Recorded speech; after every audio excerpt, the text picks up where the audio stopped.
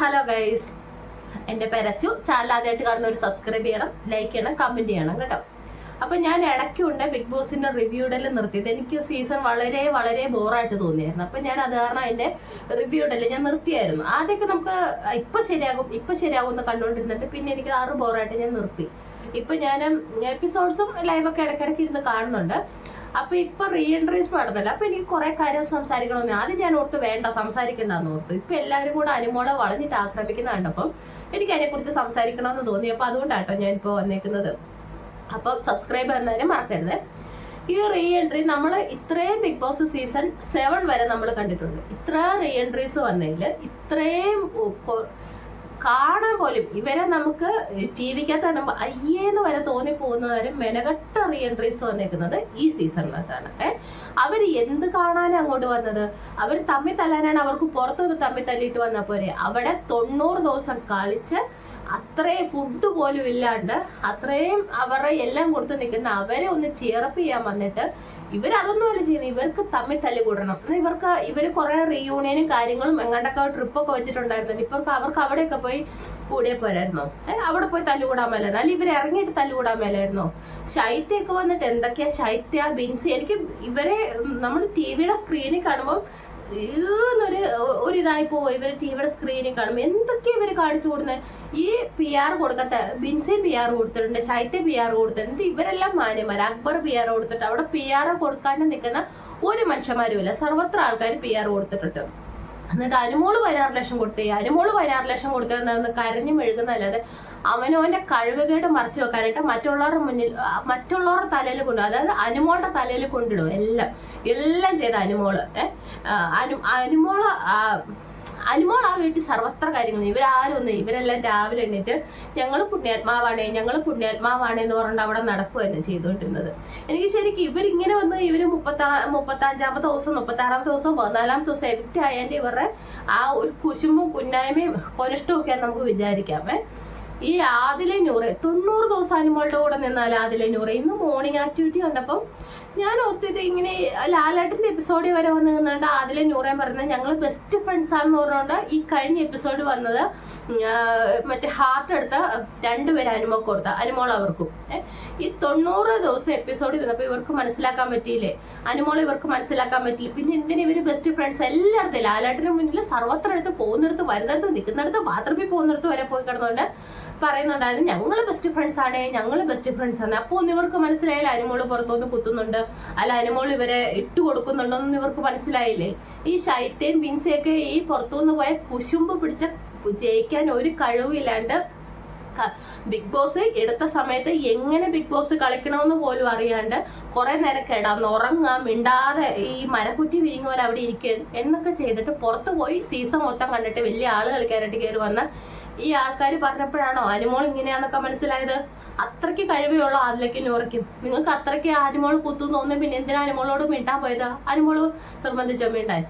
അനുമോള് മിണ്ടാൻ വന്നപ്പോഴൊക്കെ നിങ്ങൾക്ക് പറയാൻ പാടില്ല നീ അങ്ങനത്തെവളാണ്, നീ പുറകിൽ നിന്ന് കുത്തുന്നവളാണ്, നീ കൊള്ളൂല, നീ ഫ്രണ്ട്ഷിപ്പ് കൂടാൻ കൊള്ളൂല എന്ന് പറഞ്ഞാൽ നിങ്ങൾക്ക് മാറിപ്പോണ്ട കേസല്ലേ ഉള്ളൂ. പിന്നെ നിങ്ങൾ എന്തിനാ അനുമോളുടെ കൂടെ കൂടിയത്? എന്നിട്ട് ഈ പുറത്തുനിന്ന് വന്ന കുറെ മെനകെട്ട ആൾക്കാർ പറയുന്നത് കേട്ടോണ്ട് അനുമോളെ ഇന്ന് മോർണിംഗ് ആക്ടിവിറ്റിയിൽ അനുമോൾ അത് ചെയ്തതിന് തന്നെ അഭിനയിക്കാൻ പഠിപ്പിച്ചതിന് താങ്ക്സ്.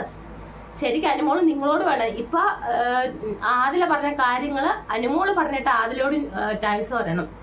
ആദിലയുടെ നൂറയുടെയും കൂടെ കൂടിയിട്ട് ഇവര് കുത്താത്ത ഒരു മനുഷ്യന്മാരാരെങ്കിലും ഉണ്ടോ?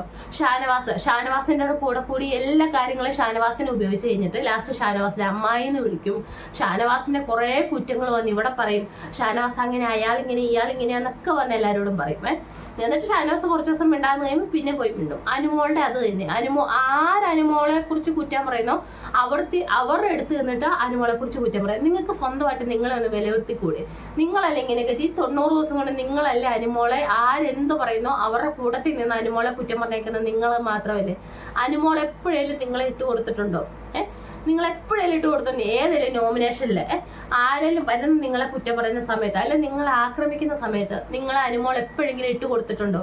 അങ്ങനെയെങ്കിലും ഒന്ന് ചിന്തിച്ച് അവനവന്റെ സ്വന്തം കോമൺ സെൻസോട് ചിന്തിക്കാൻ പാടില്ലേ? അനുമോള് ഇന്നലെ പറയുന്ന കേട്ടോ അനുമോൾ 50,000 രൂപ കൊടുത്താൽ അത് വോട്ട് മറിച്ച് തരുമെന്ന്.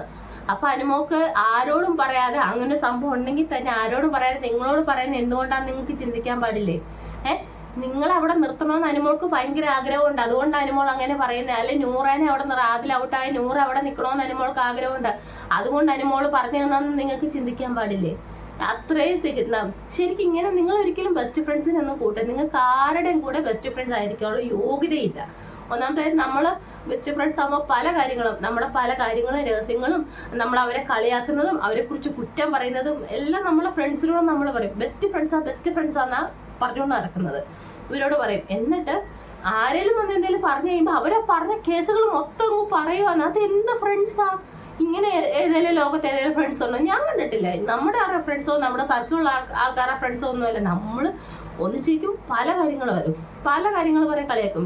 ചിലപ്പോൾ നമ്മൾ അങ്ങോട്ടും ഇങ്ങോട്ടും ഇതൊക്കെ ഒരു ഇത് വരുമ്പോഴത്തേനും തിരിച്ചു പറയുക ചെയ്താണ് ഫ്രണ്ട്സ്. ഇങ്ങനെയാണോ ഫ്രണ്ട്സ് ഉണ്ടാവേണ്ടത്? എനിക്ക് എന്തായാലും ആദിലയുടെയും നൂറയുടെയും ഈ പെർഫോമൻസ് എനിക്ക് ഒട്ടും ഇഷ്ടപ്പെട്ടില്ല. നൂറ് വലിയ ഇതായിട്ട് പറഞ്ഞില്ല കേട്ടോ. പക്ഷെ ആദിലേനെ പച്ച വെള്ളത്തിൽ കുടിക്കാൻ കൊള്ളില്ലാത്ത കുട്ടിയാണ് ആദില. അത് മനസ്സിലായി ആദിലയുടെ ഇന്നത്തെ പെർഫോമൻസ്. ഇന്നിപ്പം അതിൻ്റെ ഇടയ്ക്ക് അക്ബർ ഇന്നലെ ഇരുന്ന് കരയുന്ന കണ്ടായിരുന്നു. അക്ബറിന് ഫാമിലിനെ സൈബർ അറ്റാക്ക് ചെയ്യുന്നു, എൻ്റെ പെണ്ണിൻ്റെ ഇതിൽ പോയി വിളിക്കുന്നു, ഉമ്മാനെ വിളിക്കുന്നു, അക്ബർ കരയുന്നു. അക്ബറിനോടൊരു കാര്യം ചോദിച്ചോട്ടെ, അക്ബർ ആ വന്നപ്പോൾ തൊട്ട് ഈ അനുമോളെയും അവിടെ ഉള്ള ഗേൾസിനെയും പിന്നിക്ക് കുത്തിത്തിരിപ്പ് ബിന്നിന്ന് വരെ പേരുണ്ടാക്കി കൊടുത്തേക്കുന്ന അക്ബറ. ഷാനവാസിന് ഷോനവാസ് എന്ന് പേരുണ്ടാക്കി കൊടുത്തേക്കുന്ന അക്ബറ. നമ്മുടെ രേണുവിനെ സെപ്റ്റി ടാങ്കിന്ന് വിളിച്ചേക്കുന്ന അക്ബറ. അതുപോലെ തന്നെ മസ്താനീനെ ഞാൻ കഴിഞ്ഞ ദിവസം കണ്ടപ്പോൾ ഓർത്താം, മസ്താനെ ചന്ത മസ്താനി എന്ന് വിളിച്ചേക്കുന്നത്, ചന്തപ്പുര മസ്താനി എന്ന് വിളിച്ചേക്കുന്ന അക്ബറ. ചന്തപ്പുര മസ്താനിന്ന് അത്രയും മറ്റുള്ളവരെ ഡയറക്റ്റ് ആയിട്ട് വിളിക്കാൻ പറ്റുന്ന അക്ബറിന്റെ വീട്ടുകാരെ പറയുമ്പോൾ അക്ബറിന് പൊള്ളുന്നുണ്ട്. അക്ബറെ അതെന്താ അക്ബറിന് പൊള്ളുന്നത്? അങ്ങനെ പൊള്ളാൻ പാടില്ലല്ലോ. അങ്ങനെ അക്ബർ ആരെയും ഇരട്ടപ്പേര് വിളിക്കുവോ അവരെ കുത്തി നോവിക്കുന്ന രീതിയിൽ പാരടിപ്പാട്ടുകൾ ഉണ്ടാക്കി കളിക്കുമല്ല അക്ബർ ചെയ്യേണ്ടത്. അക്ബർ അവിടെ ആ അനുമോളെ കുറിച്ച് ഏതൊക്കെ സൈസിലുള്ള പാരടിപ്പാട്ടുകൾ ഉണ്ടാക്കിയേക്കുന്നത്? എത്ര പ്രാവശ്യം അനുമോളെ കുത്തി നോവിച്ചിട്ടുണ്ട് അക്ബർ? ഇതൊന്നും അക്ബറിന് ഒരു കുഴപ്പമില്ലല്ലോ. എന്നിട്ട് അക്ബറിനെ ആക്രമിക്കുന്നവർ അക്ബറിന് വേദനയുണ്ട്, പക്ഷെ വേറെ ആരും വേദനിക്കാൻ പാടില്ല. അത് ഭയങ്കര കഴിവാണല്ലോ അക്ബറെ. അത് ഭയങ്കരമായി പോയി കേട്ടോ. എനിക്ക് ശരിക്കും അക്ബറിനെ അത് കണ്ടപ്പോൾ അക്ബറിനെ ശരിക്കും ഡ്രാമയായിട്ട് തോന്നി. എന്നെ കാണുന്ന ആരെങ്കിലും ഉണ്ടെങ്കിൽ അവർ അനുമോൾ കോട്ട് ചെയ്യണമെന്ന് ഞാൻ പറയുള്ളൂ. ഈ അതിലെ നൂറെ കഴിഞ്ഞ ദിവസം പറയുന്നുണ്ടായിരുന്നു, അക്ബർ പറഞ്ഞു ഞങ്ങൾക്ക് ഫൈനൽ 5 എത്താൻ ഇതില്ല, ഞങ്ങൾ ഔട്ട് ആവും എന്നൊക്കെ അക്ബർ പറയുന്നതെന്നൊക്കെ പറഞ്ഞ് അനുമോളുടെ അടുത്ത് കരയുന്ന സംഭവം നമ്മൾ കണ്ടായിരുന്നല്ലോ. അപ്പൊ ഞാൻ ചോദിച്ചോട്ടെ, അത്രയും പറഞ്ഞപ്പോ വരെ ആദിലെ നൂറെ മാറിപ്പോയിന്ന് സങ്കടപ്പെട്ട് വിഷമിച്ചിരിക്കുന്നത് കണ്ട് ഇപ്പൊ ഈ ഇത്രയും ആൾക്കാർ വന്ന് വളഞ്ഞിട്ട് അനുമോളെ ആക്രമിക്കുമ്പോൾ അനുമോൾക്ക് സങ്കടം ഉണ്ടാവുന്ന ഒന്നും ചിന്തിക്കാൻ പാടില്ല. ആദിലെ നൂറെ നിങ്ങൾ ബെസ്റ്റ് ഫ്രണ്ട്സാന്ന് പറഞ്ഞാൽ ഹൃദയം കൈമാറിയിട്ടുള്ള ആൾക്കാർ. നിങ്ങൾ ഫുള്ള് പേയ്ക്കാന്ന് എനിക്കിപ്പോ മനസ്സിലായി. ലക്ഷ്മി പറഞ്ഞതിനോട് ഞാനിപ്പോ യോജിക്കുന്നു. ഇത്രയും നാളെ ലക്ഷ്മി പറയുന്നതോട് യോജിക്കുന്നില്ലായിരുന്നു. പക്ഷെ ആദിലേനെ നൂറേനെ നമ്മൾ ഒരു രീതിയിൽ നമ്മുടെ രഹസ്യങ്ങൾ പറയാൻ കൊള്ളൂല. നമ്മളെ വിശ്വസിക്കുന്ന, നമ്മളെ ചതിക്കില്ലെന്ന് കൂട്ടാൻ കൊള്ളില്ലാത്ത 2 വ്യക്തികളാണ് ആദിലെ നൂറെന്ന് തെളിച്ചിരിക്കുന്നു. കാരണം 90-95 ദിവസം കൊടുത്തു നിന്ന് അനുമോള് അവർ ചതിച്ചേക്കുന്ന, അനുമോള് ഫുൾ ഫേക്കാന്ന് അവർ പറയുക. പക്ഷെ ഈ 35-ാമത്തെ 36-ാമത്തെ ദിവസം ഔട്ടായി പോയ ശൈത്യ നല്ലവള്. ഇവർക്ക് പുറത്തും നടക്കുന്ന എന്താണെന്നറിയോ? ഈ പറഞ്ഞുണ്ടാക്കിയത് മൊത്തം ഇവര് 4 അനുമോളും കൂടി ഇത് പറഞ്ഞുണ്ടാക്കി. ഒരു 4 പേരും കൂടി ഇതെല്ലാം പറഞ്ഞുണ്ടാക്കി ലാസ്റ്റ് അനുമോളുടെ മണ്ടയ്ക്ക് കൊണ്ടെല്ലാം ഇടുന്നു. ഈ ബിൻസിയുടെ കേസ് അങ്ങനെ വലിയ ക്ലിപ്പുകളൊന്നും നമ്മൾ കണ്ടിട്ടില്ല. ഈ ബിൻസിയുടെ കേസ് ഈ ശൈത്യയും അനുമോളും ആദിലെ നൂറ എല്ലാരും കൂടെ ഇത് പറഞ്ഞത്. ലാസ്റ്റ് വന്നപ്പോൾ നമ്മളങ്ങനെ ഇന്നലത്തെ എപ്പിസോഡിനകത്ത് ഫസ്റ്റ് തന്നെ കാണിക്കുന്നുണ്ട്, നമ്മൾ അങ്ങനെയൊന്നും പറഞ്ഞിട്ടില്ലെന്ന് നൂറ പറയുന്നത്. നൂറ അവിടെ പറഞ്ഞത് ഇവിടെ ക്ലിപ്പിങ്സ് ആയിട്ട് നടന്നുകൊണ്ടിരിക്കുക. ക്ലിപ്പിംഗ് എല്ലാരും കണ്ടു കഴിഞ്ഞ് നൂറ ഇനി നുണ പറഞ്ഞിട്ട് ഒരു കാര്യമില്ല. നിങ്ങൾക്ക് ചിന്തിക്കാൻ പാടില്ല. നിങ്ങൾ ഈ പറഞ്ഞു കൂട്ടിയ കാര്യങ്ങളെല്ലാം പുറത്തുള്ള ആൾക്കാരുടെ കയ്യിലൊന്നും ചിന്തിക്കാൻ പാടില്ലേ? എന്നാലും നിങ്ങൾക്ക് ഈ പലപ്പോഴും വോട്ട് തന്നിട്ടുണ്ട് കേട്ടോ. അതെനിക്കിപ്പോൾ ഭയങ്കര പശ്ചാത്താപം. ഇപ്പൊ അതിലേക്ക് നൂറയ്ക്കും വോട്ട് കൊടുത്തത് എനിക്ക് ഭയങ്കരമായിട്ട് പശ്ചാത്തപിക്കുന്നു ഞാനിപ്പം. അപ്പൊ എങ്ങനെയാലും നിന്നോട്ടെ, പാവങ്ങളല്ലേ, അങ്ങനെയല്ലേ ഇങ്ങനെയല്ലേ. നമുക്ക് ലക്ഷ്മിയുടെ ഒക്കെ സംസാരമൊക്കെ കേട്ടപ്പോൾ നമുക്ക് തോന്നി. അപ്പൊ ഞാൻ ലക്ഷ്മിക്കല്ല വോട്ട് കൊടുത്തത്, നേരെ അതിലേക്ക് നൂറയ്ക്ക് വോട്ട് കൊടുത്തത്. അവിടെ ആരും ഈ തവണത്തെ ആരും നല്ല അടിപൊളി നമുക്ക് ഗെയിം കൊണ്ട് മികച്ച നിൽക്കുന്നതോ അല്ലെ മൈൻഡ് ഗെയിം കൊണ്ട് മികച്ച് നിൽക്കുന്നതോ ടാസ്ക് മികച്ച് നിൽക്കുന്നതോ അങ്ങനെ ആരുമില്ല. എല്ലാം ഒന്നൊന്നും മെച്ചവാ. അക്ബർ മെച്ചവാ, നിവി മെച്ചവാ, അതിലനൂറ മെച്ചവാ, അനുമോള് മെച്ചവ. എല്ലാം ഒരു ത്രാസല് തൂക്കാൻ അല്ല. നമ്മുടെ നാട്ടിലൊക്കെ ഒരു പഴുതുണ്ട്, ഒരു വണ്ടിക്ക് കെട്ടിയിട്ട് അങ്ങ് വിടാം. അങ്ങനത്തെ ആൾക്കാരാണ് ഈ ആദിലയും നൂറയും അനുമോള്, അക്ബർ, നിവിന് എല്ലാം ഒന്നിനൊന്നും വെച്ചാൽ, അല്ലാണ്ട് ബിഗ് ബോസ് കൊടുത്തേക്കുന്ന ഒരു ഗെയിം നന്നായിട്ട് കളിച്ചിട്ട് അങ്ങനെയൊന്നുമല്ല. പക്ഷെ എന്നാലും ഇവരൊക്കെ വെച്ച് നോക്കുമ്പം ഫ്രണ്ടാന്ന് പറഞ്ഞാൽ ഫ്രണ്ടാന്ന് തന്നെ പറഞ്ഞുകൊണ്ടിരിക്കുന്ന, ഫ്രണ്ട്സിന്റെ ഒരു കാര്യം പുറത്തോട്ട് പറയാത്ത അനുമോളാണ് അത്യാവശ്യം നല്ല രീതിയിൽ മികച്ച ഇവരെക്കാട്ടിലും നിൽക്കുന്നതെന്ന് എനിക്ക് തോന്നുന്നുണ്ട്. ആ ഒരു ക്വാളിറ്റിയിൽ ഇവരുടെ എന്തെല്ലാം രഹസ്യങ്ങൾ അനുമോളോട് പറഞ്ഞിട്ടുണ്ടായിരിക്കും.